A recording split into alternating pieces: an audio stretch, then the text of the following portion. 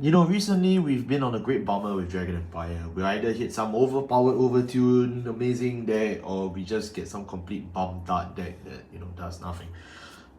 We have a deck that's actually been perpetually stuck in tier 1.5 for Dragon Empire. And it's a deck that excels very well in team matchups, but, you know, has some strengths in solo matchups too. But more importantly, I want to talk about this deck because it's received massive updates secretly throughout the span of 2025. While there is still chance for 1 to 2 more elites to join us, the question remains, how hard is hard? Hey, what's going on, guys? I'm Mr. here. Today I am back to talk about Aelquilibra, the Destined One Of Scales. This is a deck profile that a lot of people have asked me to update, like Cristianos, like Maelstrom, and I'm very excited now that both Aelquilibra and Maelstrom both got promos in the latest July-August wave for Japanese promos in 2025. And the first one I obviously elected to talk about was Aelquilibra. I will do the Maelstrom video, it's just taking me a bit of time, so do bear with me. Aelquilibra is a deck I personally enjoy a lot. It's a very simple deck. It's just big numbers go burr. But what I love about this deck is that the new support cards have really streamlined this deck in a way that I didn't think was possible.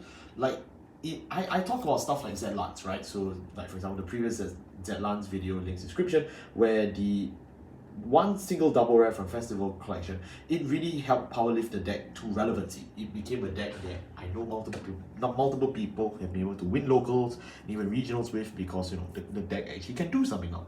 But in Aelquilibra, it got a much different treatment in the sense that it didn't actually buff the deck, it just made the deck even more consistent in what it did, because it gave us more ways to do the same thing this deck has been very strong at.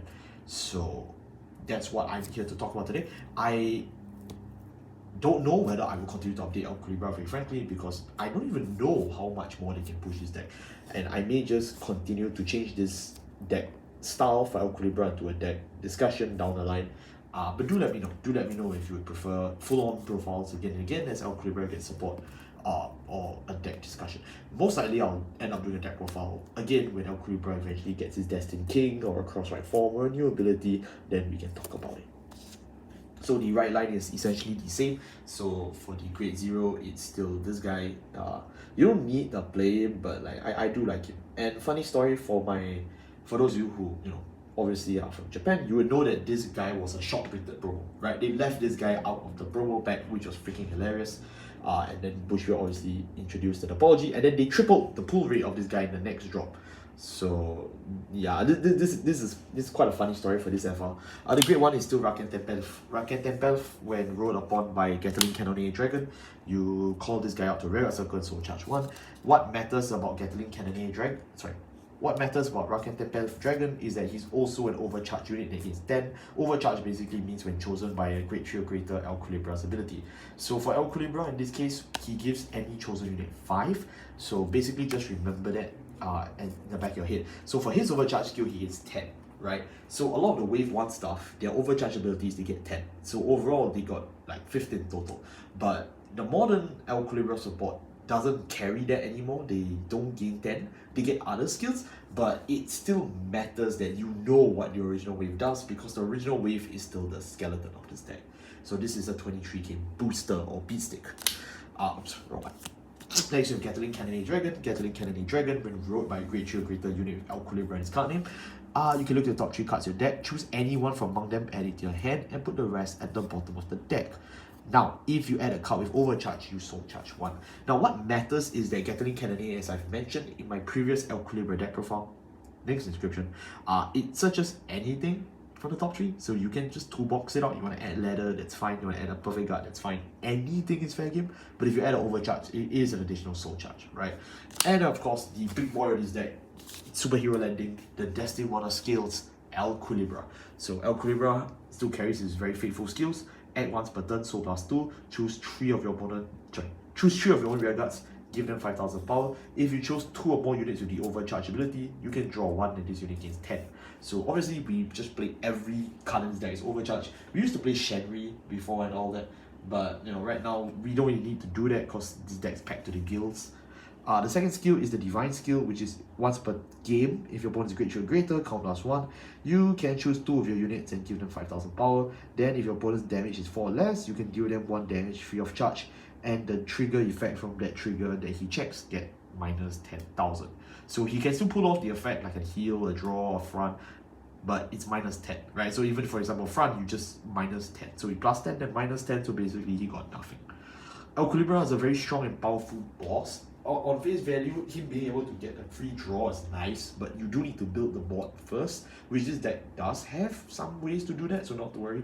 The second skill is mainly just to push damage, but as you will soon find out, a lot of his damage skills are locked behind your opponent being Great Tree or greater, which makes him a very good blind going second deck, just like Yu-Gi-Oh! Going first, this guy kind of loses a lot of firepower that you could automatically get if you just elect to go second. For our Great Trees is very simple. We play 4 Aelquilibra with 1 in the right line, and then we play 4 copy of his order, which is to equilibrize the scales of the world. Now, this is a very important order because it's basically your main board builder. You play this card from your hand, it's a CB1 spell. You choose 2 cards with overcharge. 2 different cards with overcharge keyword, and you just call it to rearguard circles. What is cool is that, I mean, yes, it does need a Great Tree or Aelquilibra, Vanguard, whatnot, but basically it is a +1, and as long as you fill your job zone correctly, you can actually revive 2 different overcharge units, which basically means you can actually loop them, right? Because Aelquilibra Soul Blast 2, so when you Soul Charge an overcharge unit, you can actually keep it there, Soul Blast it, use Aelquilibra skill, play the scales, call it back.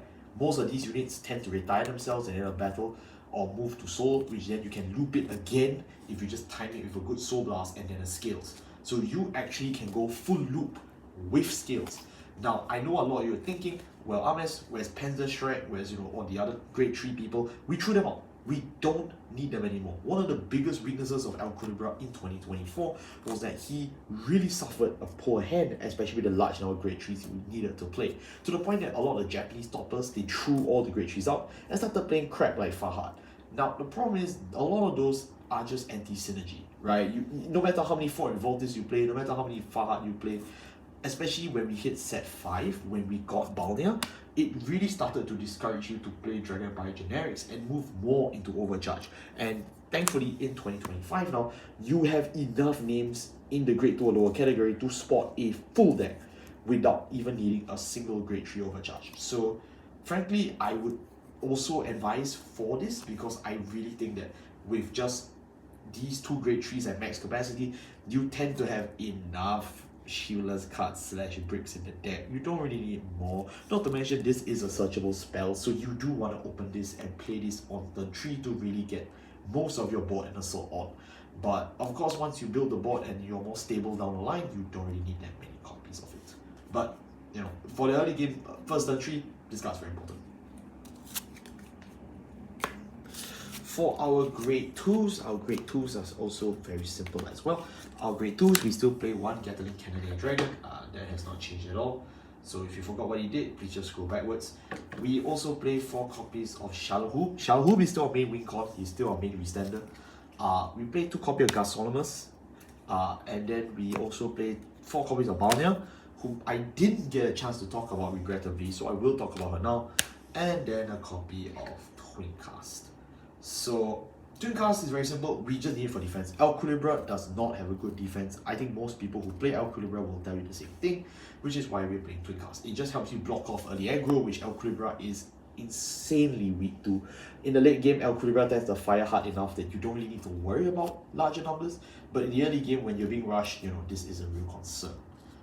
4 copies of Balnea. Balnea is a card I did not get a chance to talk about because my deck profile ended at set 4, right? So this is the first time I'm really talking about her on the channel. She bears a lot of similarities to Kashin from the Dragonic Kaiser Vermillion in set 6. So I will also link the Dragonic Kaiser Vermillion deck profile because they are very similar in terms of they're literally almost the same skill.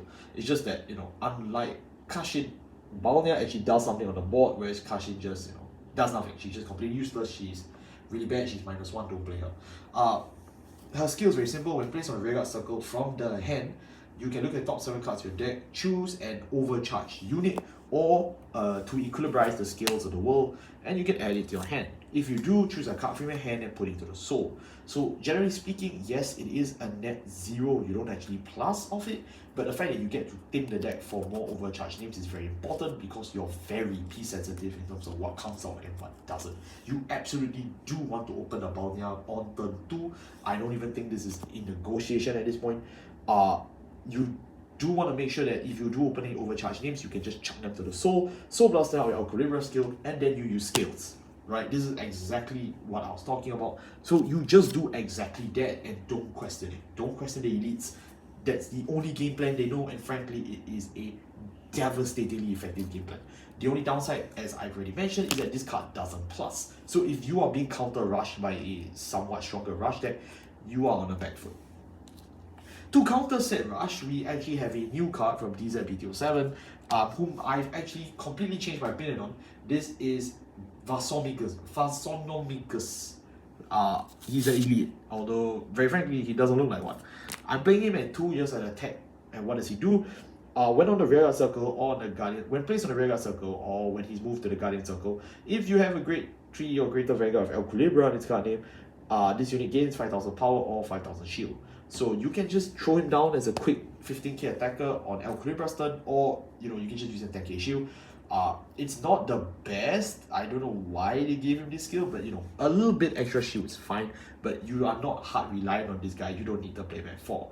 His overcharge ability is that when he's chosen by a Great Shield Greater Vanguard, of Aelquilibra in its card name, choose one of your opponent's rear guards, and for the rest of the turn, it cannot intercept, and this unit gains 5000 power.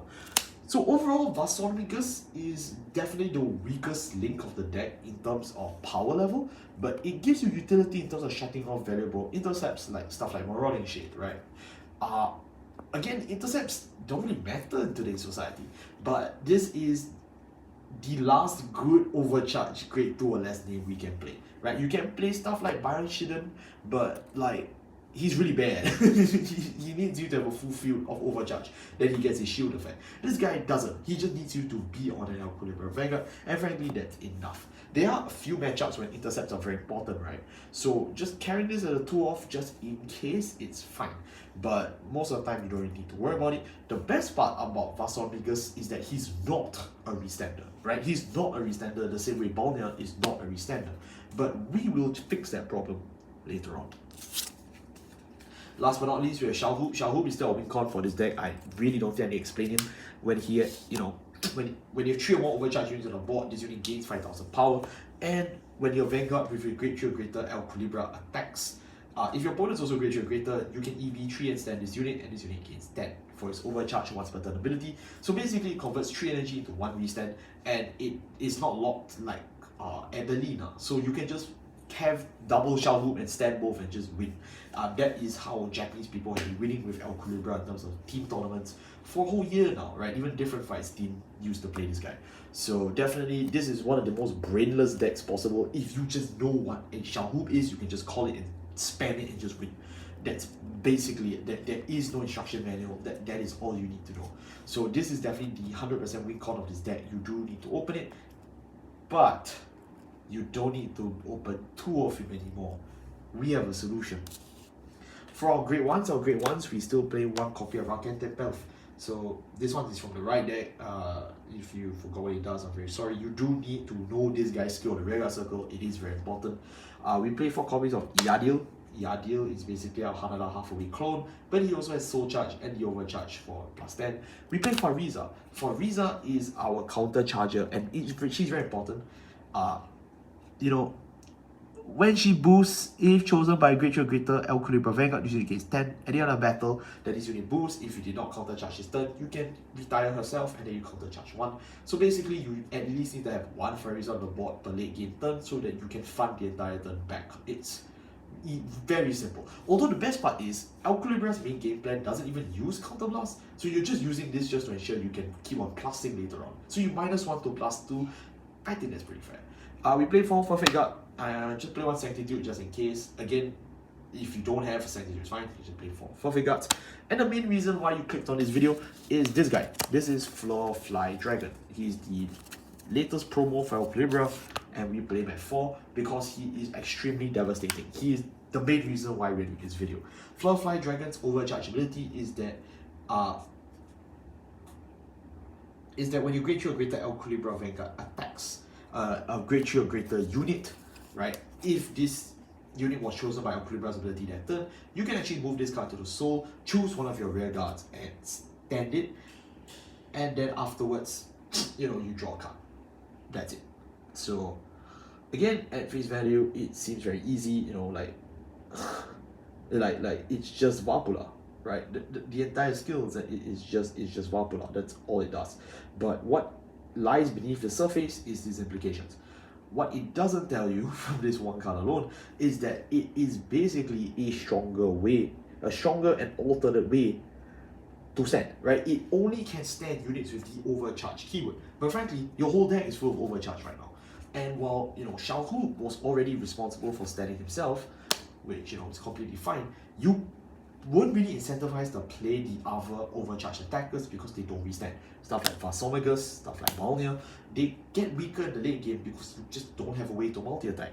With this guy, with Fleurfly Dragon, you now can multi-attack with everybody, no matter what. So frankly, it's reached a point where anybody you call to the front row, even someone as, you know, insignificant as as Rakan Tempelf, he can also now just straight up end lives if, you know, your opponent just doesn't have enough shield. It makes it so that Aelquilibra will consistently get 5 attacks from turn 3 onwards, and that is a devastating possibility. Sure, they had to, you know, obviously restrict it. It has to attack a grade 3 opponent, which I think is very fair if you ask me, but, you know, for the implications that this card can bring, it can severely ensure that Aelquilibra's multi-attack consistency goes sky high. If you've played against Aelquilibra, you know that 3 attacks Aelquilibra, it's not too difficult, you know, just you'll survive. But 5 attacks Aelquilibra, it's a very different issue. So, you know, this guy is sincerely a must pick up for Aelquilibra players. There is no way to deny it. You can't CB deny it, you can't EB deny it, you can't even, you know, anything. But knowing that this card exists for Aelquilibra will remind you that you cannot allow Aelquilibra to pop off, because this will kill you from like a 1 to 6 damage in a turn. It is actually that powerful. So yeah, that's really all about it. Again, you guys know Vapula, right? Vapula is a really strong card. If you give Vapula to a deck like Aelquilibra, let's be honest. What are you expecting? For our grade zeros, we still play our copy of General Dragon. We play 4 draw, 4 effect draw. You need pieces. You need pieces. Your pieces will kill, but you need them. So it is now your responsibility to find it, and the best way is just play more draw. We still play 7 crit because we still want to, you know, kill our opponent. Play 4 heal, we still want to stay alive, and 1 over trigger because, you know, jump better, cool card. And yep, that will wrap up my deck profile for Aelquilibra in 2025.